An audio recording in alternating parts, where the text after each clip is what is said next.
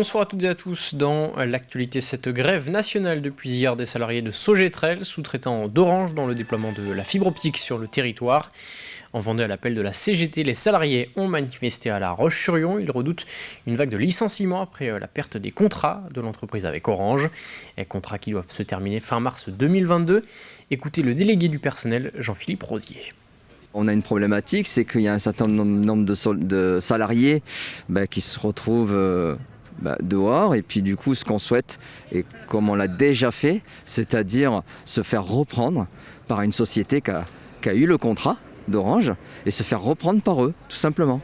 On nous propose des mutations donc un peu partout en France. Forcément, ici, les gens sont mariés, ils vivent ici, et puis ils peuvent pas accepter les mutations et ils se retrouvent dehors en licenciement. A noter que le déploiement de la fibre en Vendée par Orange concerne La Roche-sur-Yon et les Sables-d'Olonne. Dans le reste de l'actualité, le Conseil d'État vient de suspendre temporairement l'arrêté du gouvernement interdisant la vente de la fleur et de la feuille de chanvre chargée en CBD. Une bonne nouvelle pour tous les magasins spécialisés dans ce secteur qui ont ouvert ces dernières années. Le juge des référés estime ainsi qu'il existe un doute sur la légalité de cette interdiction. Et voici la réaction de Pascal Gauthier, responsable du CBD Social Club à La Roche-sur-Yon.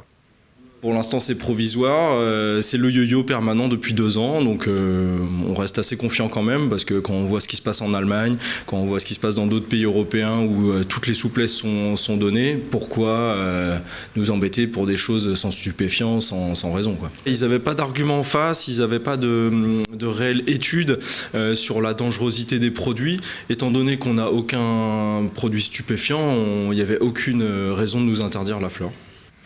Focus à présent sur cette initiative du côté de Rive-d'Autis dans le sud du département. Et depuis octobre dernier, Jean-Luc Caquino, éleveur et producteur, a lancé les casiers fermiers. À l'intérieur de ces casiers, des produits frais et locaux disponibles toute la semaine, 24 heures sur 24. Rencontre signée Cyril Guillet.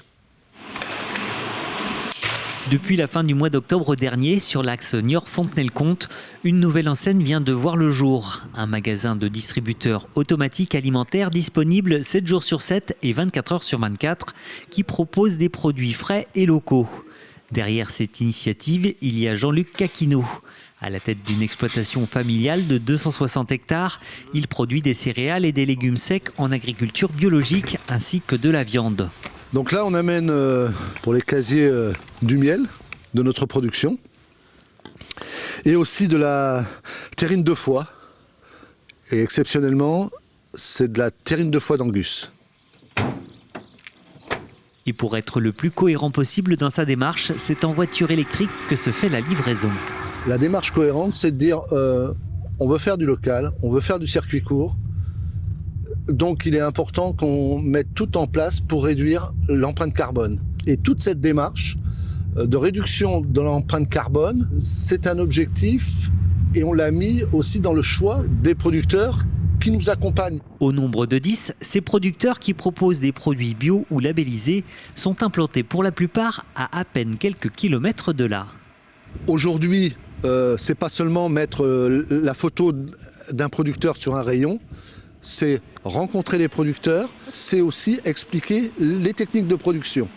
C'est-à-dire montrer de quelle manière se récolte le miel, de quelle manière sont cultivés les fruits et légumes. C'est vraiment de montrer aux consommateurs du territoire ce que le territoire produit.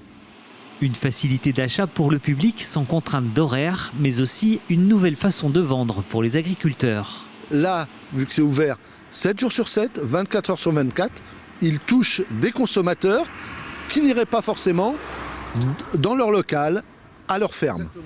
Je sais, dès qu'un casier est vide, hop, je suis averti sur mon téléphone, ce qui me permet de remplir. Le rayonnage se fait ainsi au fur et à mesure. À noter que dans la partie consacrée aux fruits et légumes, les plastiques sont bannis. Et pour compléter cette offre, dans quelques mois, un système de click and collect devrait voir le jour. On termine avec l'association Solidarité Don d'Espoir qui recherche des fournitures scolaires, du matériel médical ou encore des équipements sportifs. Un container doit ainsi prendre la direction de Madagascar à la fin du mois de février. L'association vient ainsi en aide aux habitants et notamment aux enfants. Les explications d'Alix Lanos. Derrière son ordinateur, Denis Bonnet suit quotidiennement l'avancée des travaux lancés à Ambato, en Trano. Un petit village en plein centre de Madagascar que son association Solidarité Don d'Espoir, créée en 2017, a choisi d'accompagner. Nous avons commencé par construire un petit orphelinat qu'on a appelé la Maison de l'Espoir, où on accueille des enfants orphelins ou dont la situation familiale est très difficile, où les parents ne peuvent plus s'occuper de leurs enfants. En 2021, nous avons créé un nouveau bâtiment avec bibliothèque, ludothèque, salle de formation informatique, salle de formation plus générale. Et là, commence ce mois-ci, eh bien, disons, un dispensaire pour la population locale qui n'en dispose pas. Sur place, c'est Nina qui assure le bon fonctionnement des opérations. La jeune malgache, d'une trentaine d'années, elle-même parrainée par des familles vendéennes pendant son enfance, se dévoue aujourd'hui pour le développement rural de Madagascar. Avec Denis, elle veille à la bonne utilisation de chaque centime d'euro que reçoit l'association. 1 euro donné est 1 euro utilisé, c'est-à-dire que ni frais de fonctionnement, ni frais de communication ne sont pris sur les dons qui nous sont faits.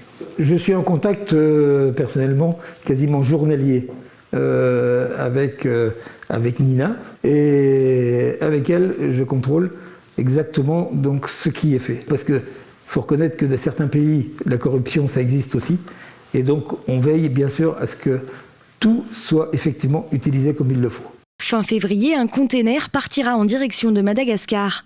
Des dons de matériel médical, équipements sportifs ou récréatifs entre autres, sont les bienvenus, ainsi que des fournitures scolaires. De livres, de papier, de crayons, de fournitures, y compris pour les enseignants. Il faut savoir qu'un enseignant là-bas perçoit environ 35 à 40 euros par mois. Il ne peut pas s'acheter beaucoup de livres pour enseigner. Si le contexte sanitaire le permet, Denis Bonnet ira sur place en mai prochain afin de suivre l'avancée des projets, l'évolution des 11 petits habitants de l'orphelinat et l'utilisation de chaque don reçu par l'association. Et si vous souhaitez soutenir ce projet solidaire, rendez-vous sur www.solidaritédondespoir.com. C'est la fin de cette édition. Très bonne soirée sur TV Vendée.